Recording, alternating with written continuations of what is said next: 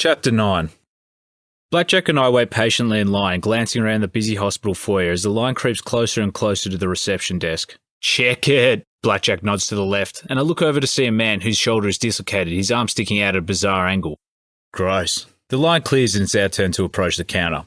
A young woman sits at the computer, tapping away, determined to get through the mountains of omissions she has to process. She looks up as we approach, and I instantly see suspicion in her eyes. "Hi," she says. "How can I help you?" We're here to visit a friend of ours," Blackjack offers in the most civilized voice he can muster. "Daniel Jefferson?" The receptionist gives us the once-over. I raise my eyebrows in response. "And what's your relationship with the patient?" she asks, narrowing her eyes. "Like Jack said," I pipe up. "We're close mates. He's like our brother." The receptionist looks us over again and nods. She turns back to her computer and types DJ's name into her database. A look of sympathy comes over her face. "Room 704, 4th floor," she reads to us, her voice warmer. "Seeing some close friends might do him some good. He's been very quiet since we brought him in and refuses to speak to anyone but his doctors and 2 other young gentlemen who came in last week." I grin, trying to work out how she came to the term gentleman to describe Kevin Spike. "Thanks," we say in unison, and head for the elevators to take us up to the 4th floor.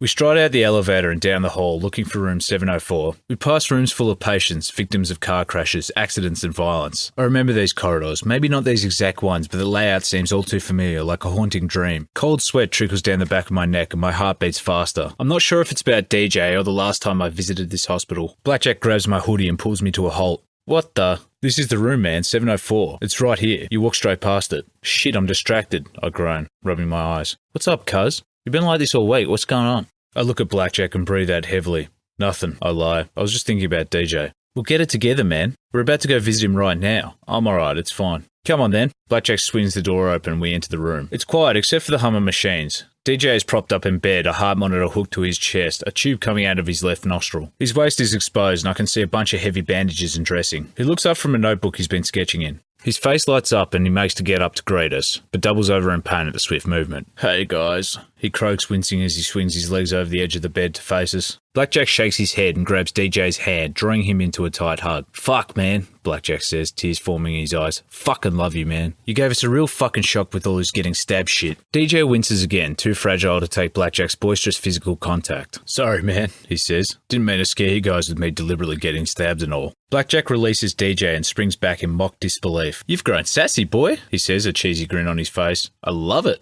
DJ shrugs. "It's mad to see you again, Blackjack. How you been?" Blackjack sits down on the edge of DJ's bed, bouncing up and down slowly, making DJ wince. "Shit's been fucking crazy, man," says Blackjack, fidgeting with his hoodie. "We've been freaking, waiting on news about you, hoping like hell you're okay. Meanwhile, Kevin Spike have been racing all around town trying to track down that scum-faced fuck who knifed you. We've barely been able to cope knowing you've been banged up here. I can't imagine how shit the whole experience must have been for you." "Yeah, it hasn't been the best experience of my life," DJ says wryly. "Though at least now you got a story to tell the ladies and a nice scar to prove it," Blackjack offers, and he and DJ both crack up, glad to be in each other's company. I hang back, watching them from the doorway as the two of them reunite. I don't want to rush DJ. I let him and Blackjack take their time, and eventually they stop laughing and DJ's focus turns to me. "How you doing, Jace?" he asks warmly. "Yeah, I'm okay, I guess." I'm still standing in the doorway. "You gonna come over here and give us a proper greeting?" he asks, extending his hand to me. I take a few steps over to him and take his hand in my own, drawing him in close. We linger like that for a moment or two, then break apart, grinning a little. "Lads," Blackjack says please, slapping DJ on the back. DJ winces yet again, but doesn't say anything. He seems far too content with our company to kick up a fuss. "So how you been coping, bro?" Blackjack asks. "They treating you alright in here?" "I suppose," DJ replies. "I hate this room though. The guy in the other bed," he nods to the opposite side of the room, lowering his voice, "got burnt pretty bad, and every time they come and change the dressing on his wounds, the whole place stinks like shit." Blackjack snorts a laugh, but yeah, apart from that it hasn't been too bad, I guess. I mean, it hasn't been great, but hey, I'm still here, aren't I? Blackjack nods. "That you are, bro. That you are." We're silent for a moment. DJ shifts slightly in his bed. Yawning, he asks, "So what have you guys been doing? How'd you go after Friday night?" A stab of guilt stings me and I look away. Blackjack shakes his head, sighing deeply, thinking back to that night. "Man, it's fucked. I mean, we got away alright, but we're all fucking freaking about you getting stabbed. We went back to the commission, just tried to get some sleep, though I doubt many of us did. Spike looked pretty rough the other day when he came in. Yeah, I mean, he was banged up pretty bad, but apart from him, we were all in relatively good condition. We were more concerned about what was going on with you." DJ nods. "True. Did the cops get to you quickly after we left?" "Yeah, I mean, they came literally about 2 minutes after you guys bailed down the fire escape. By then it was only me and 2 graphers left, and they were both pretty out of it. I was in a seriously bad way, losing a shitload of blood and just trying to stay awake. Fuck me. 2 of the cops, a man and a woman, rushed over to me. The bloke called for an ambulance and the lady cop went about trying to stop my bleeding and calm me. Really? She was nice, that lady cop was. She talked to me, kept me relaxed, gave me water. Sounds like a proper individual. Yeah, she was.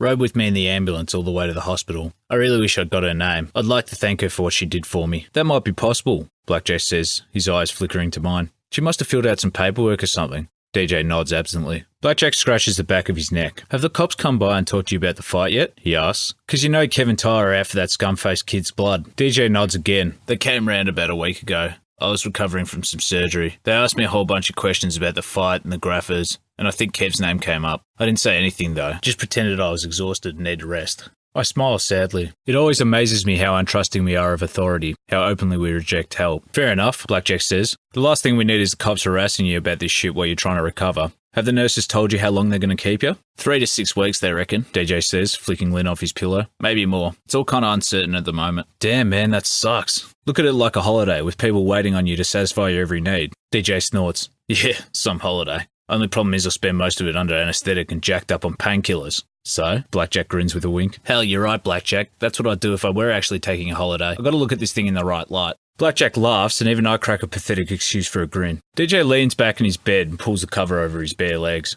But enough of my depressing existence, he says.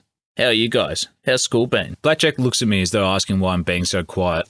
It's alright, I guess, he says. I mean, it's school, so nothing to get excited about. Jason's been hanging around with some new girl called Lily, chatting her up and stuff. He pretty much thinks he's in. I fight the urge to hit Blackjack right then and there. For the first time in my life, he'd said something that seriously annoyed me. Oh, yeah? DJ smirks. What's she like? Pretty hot. Pretty smart too. Terrible combination for Jason. I fake a smile at Blackjack. I've been trying to get with her. We're just friends. DJ chuckles. Come on, Jace. She sounds alright. Just go for it. I shake my head. You guys are idiots. There's a noise at the door and a nurse with a clipboard comes bustling in. Hi, boys, she greets us briskly. Your friend needs to eat shortly and I need to run a few tests on him. It's great you guys are visiting, but for me to do my job effectively, we need his full attention. I nod. Is that okay with you? Blackjack asks DJ, completely ignoring the nurse. Yeah, man, DJ replies. She's right. You guys should probably head off. It was mad seeing you. I know, man. Blackjack pulls DJ into a farewell hug. We'll go, but we'll come and visit you again real soon. I look forward to it, man. DJ says, now pulling me into a hug. Now get out of here before the nurse decides you're bad for my health. Blackjack and I laugh, and I even see the nurse crack a subtle smile. At the door, Blackjack turns back to DJ. One more thing. Do you need us to get you anything? Music, books, magazines? Nah, I'm alright, says DJ. A hoodie would be nice, though. My other one got messed up when I got knifed. Blackjack nods. We'll see what we can do. Call us if you need anything else. Alright, we'll do. As we leave, I get one last look at DJ before the door closes, blocking him from my view. Lying there, heart monitor on his chest, tubes running up his nose, as the nurse bustles around him preparing for whatever test she's going to administer. He looks broken and defeated. This is my fault. This is all my fault.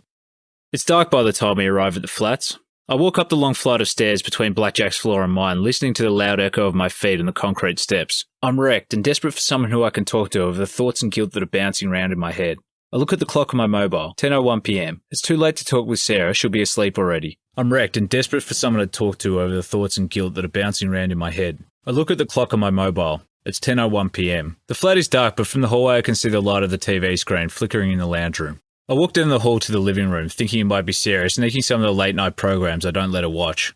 But it's Robert, lying on the couch in the dark, his face illuminated by the glow of the TV. On the floor beside him are 4 empty stubbies, and silent tears are streaming down his face as he stares at something in his hands. I take a step and the floorboards beneath my foot creak loudly. Robert's head snaps around and the thing he's been holding clatters to the floor. He pounces to his feet.